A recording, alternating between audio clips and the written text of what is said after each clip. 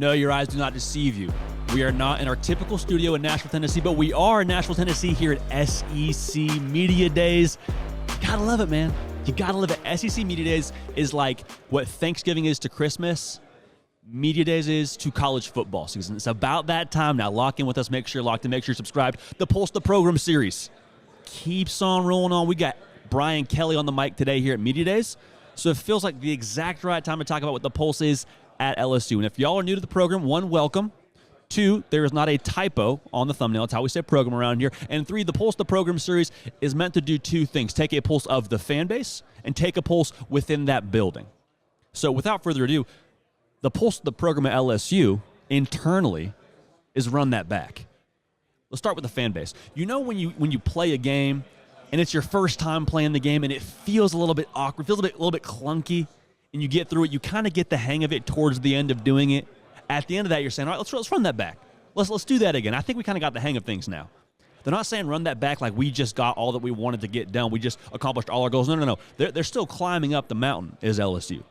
They're still climbing towards what they want to accomplish. Yeah, they won their side of the SEC. That's not it, though. The fan base is saying that was supposed to be our warm-up year. That was our get-right year last year. We won 10 games, and we beat Alabama. LSU's feeling pretty good. They're saying run that back. That's how they feel within that fan base. Now, within that building, they're saying run that back, but in a different manner because they look at the tape and they watch those games a season ago and they see all that they didn't accomplish. They're happy to win double-digit games. They're happy to show up in Atlanta.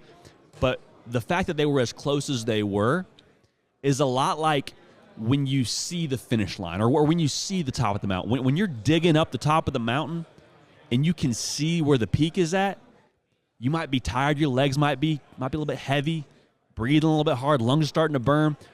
But when you see that peak, you start to dig. You start to hustle. You get that little extra boost of motivation, and that's where I think LSU is at right now as a team. That team that took the field against Texas A&M, that is nowhere near their standard. That team that went out and lost to Florida State and had to fight and scraw and clatch to get back into the game, I mean, that's not what LSU wants to be long-term. And the good news for both the fan base and the team internally, their feeling as a whole with run that back is they feel like they really hit their stride towards the end of the season. They feel like they became in their final form, or close to it rather, at the end of the season.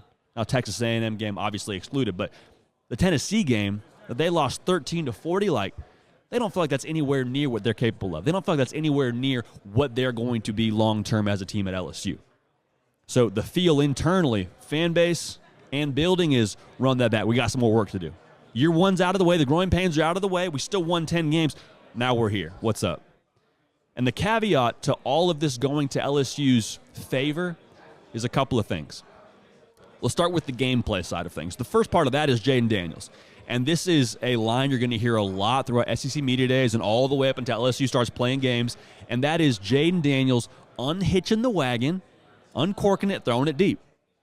That's going to be the key ingredient for LSU. Because if they can do that, if LSU becomes a team that can challenge vertically throwing the football, and I'm talking about you got to keep those safeties at 8 to 10 yards. You make sure you can't just trigger and run support. If that's the kind of way teams have to play LSU, I don't know how you defend them. Because we already know what he's bringing with his legs with Jayden Daniels at quarterback. We already know what that run game was a season ago. Went in the portal, added Logan Diggs. Like, we know what they're going to be running the football. But if you can't add in numbers into that box pre-snap to defend LSU, and they start pushing the ball downfield to guys like Kyron Lacy, like, I don't know how you defend LSU. And then you put some pressure on the opposing offense, and they got to go make plays with Mason Smith back healthy, who they're fired up about. Harold Perkins, who I think is the best defensive player in college football as a true sophomore. Like, LSU is set up for success now. That's from the gameplay side of things. Now, the other side of things is culture. And culture is a cliche word, but the reason for that is if something's cliche, it's probably got some merit to it, right? We all understand that, kind of coach speak, but it's a real thing. It's true. And for Brian Kelly, he just oozes culture. He oozes process, discipline, way of doing things. He came on our very show and talked about it.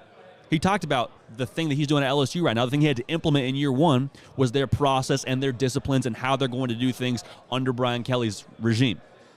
And they did a lot of that in year one. They made some real progress, and they saw results on the field.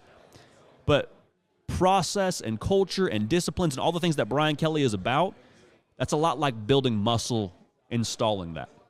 And what I mean by that is you can't cheat that. You can't fast track that. You have to be committed to it. You have to take your time with it. And you have to have absolutely zero margin for anything outside of what he is allowing. So for LSU, they're going to take another step in that. And if they do take another step in that, depending on how long of a stride that is, they're going to be right back where they want to be, playing in Atlanta for an SEC title. Now, they got to go through Bama to do it. They got to go through Ole Miss to do it. The work is not going to be easy by any stretch of the imagination, but even so, for LSU, they're chomping at the bit because of what happened a year ago. It was supposed to be a reset year. They were supposed to win 7 games last year. That was what Vegas said. Now, obviously, a lot of people made some money off that were, sort of on our side of the table. Vegas kind of took some L's there. We love to see it. But for LSU, the feeling is run that back. And I'm excited to watch it. I'm excited to keep on rolling here at SEC Media Days with all of y'all being tuned in. Make sure you're subscribed. This will not be the last time we do something like this on location. Will not be the last time we do something like this here at SEC Media Days. All right? Football season now right around the corner. Need you locked in. We appreciate y'all. We love y'all. We're going to keep this party rolling. We will see y'all next time. Hey, y'all. Thanks so much for watching. Subscribe to the channel here to make sure you don't miss an episode of The Hard Count. Also, be sure to check out other videos on the On3 YouTube channel.